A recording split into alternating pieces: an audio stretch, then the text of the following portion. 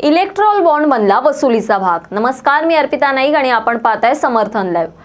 सध्या देशात Electral bond प्रकरण चांगलंच चर्चेत आहे व याचं कनेक्शन थेट भाजप सोबत लावण्यात येत आहे। कारणही तसंच आहे। काही कंपन्यांनी ईडी सीबीआयच्या धाडी लागल्यानंतर एका दणक्यात सर्वाधिक इलेक्ट्रॉल बॉन्ड खरेदी केले आहेत। निवडणूक आयोगाने आपल्या वेबसाईटवर इलेक्ट्रॉल बॉन्डची आकडेवारी जाहीर केली आहे। त्यानुसार भाजप हा सर्वाधिक देणग्या घेणारा पक्ष आहे। 12 एप्रिल 2019 ते 11 जानेवारी 2024 पर्यंत पक्षाला सर्वाधिक 6060 कोटी रुपये मिळाले आहेत।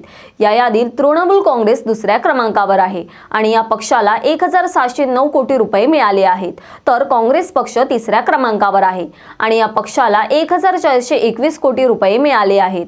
मात्र कोणत्या कंपनीने कोणत्या पक्षाला किती देणगी दिली याचा उल्लेख या यादीत करण्यात आलेला नाही। पण नेमकं हे इलेक्ट्रॉल बॉन्ड काय आहेत, हे संपूर्ण प्रकरण काय आहे याचा सविस्तर आढावा आता आपण घेऊया। इलेक्ट्रॉल बॉन्ड म्हणजे काय? भारत सरकारने 2017 मध्ये इलेक्ट्रॉल बॉन्ड ही योजना जाहीर केली। ही योजना सरकारने 29 जानेवारी 2011 रोजी कायदेशीररित्या लागू केली। सोप्या भाषेत सांगायचे झाल्यास इलेक्ट्रॉल बॉन्ड हे राजकीय पक्षांना देणगी देण्याचे आर्थिक साधन आहे। ही एक प्रॉमिसरी नोट आहे जी भारतातील कोणताही नागरिक किंवा कंपनी स्टेट बँक ऑफ इंडियाच्या निवडक शाखांमधून खरेदी करू शकते आणि त्यांच्या आवडीच्या कोणत्याही राजकीय पक्षाला देणगी देऊ शकते। इलेक्ट्रॉल बॉन्डमध्ये पैसे देणाऱ्यांचे नाव नसते।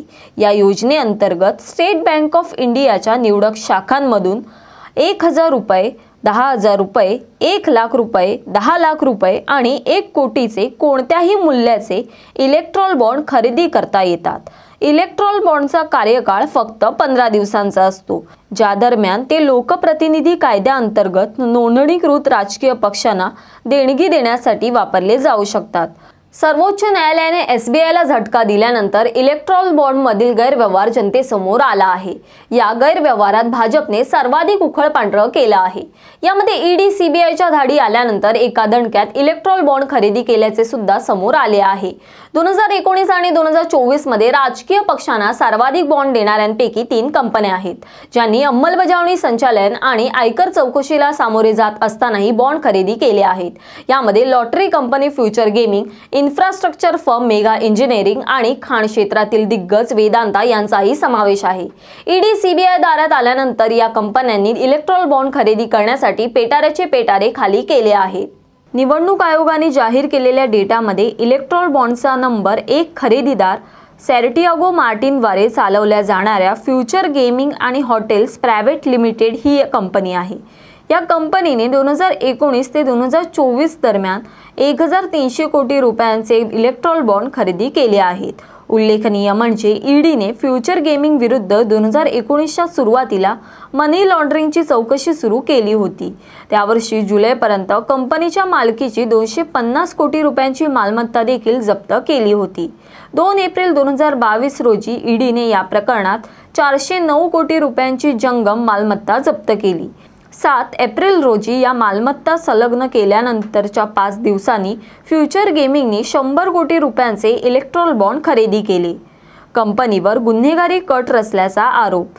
सॅंटियागो मार्टिन आणि त्यांची company messrs future gaming and hotel service private limited याची ईडीकडून PMLA अंतर्गत चौकशी करण्यात आली होती। ईडीने 22 जुलै 2019 रोजी दिलेल्या निवेदनात मार्टिन आणि त्यांच्या सहकाऱ्यांनी 1 एप्रिल 2009 ते 31 ऑगस्ट 2010 या कालावधीत 910 कोटी रुपयांचा बेकायदेशीर नफा कमवला असल्याचे म्हटले होते। त्यानंतर 2019 ते 2024 या कालावधीत याच कंपनीने 21 ऑक्टोबर 2020 रोजी इलेक्ट्रॉल बॉन्डचा पहिला टप्पा विकत घेतला। दुसरी कंपनी मेगा इंजिनिअरिंग। राजकीय पक्षांना दुसरा सर्वात मोठा देणगीदार हैदराबाद स्थित मेगा इंजिनिअरिंग ही कंपनी आहे, ज्यांनी 2019 ते 2024 दरम्यान 1000 कोटी रुपयांचे इलेक्ट्रॉल बॉन्ड विकत घेतले आहेत। कृष्णा रेड्डी संचालित मेगा इंजिनिअरिंग तेलंगणा सरकारच्या प्रमुख प्रकल्पामध्ये सामील आहे। काळेश्वरम धरण प्रकल्प त्यांनीच केला आहे। ते झोजिला बोगदा ते पोलावरम धरण देखील बांधत आहेत.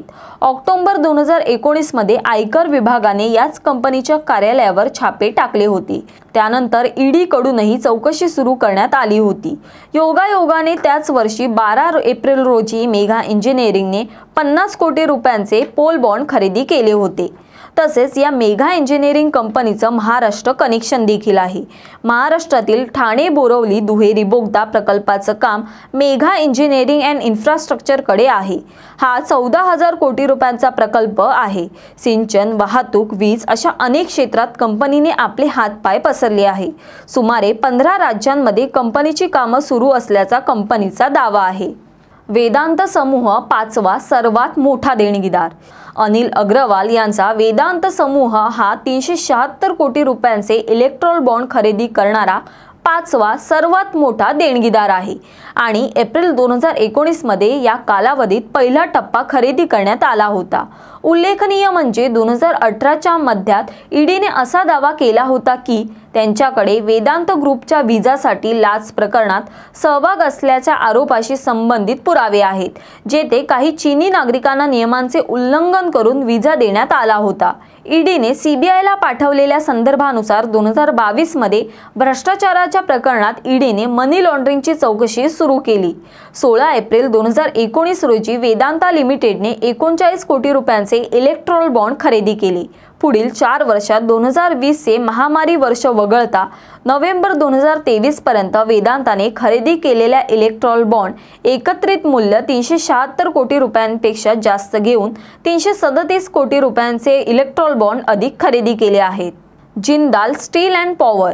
Jindal steel and power he company top 15 देणगीदारांपैकी एक आहे आणि कंपनीने या कालावधीत इलेक्ट्रॉल बॉन्डच्या माध्यमातून 123 कोटी रुपयांची देणगी दिली आहे.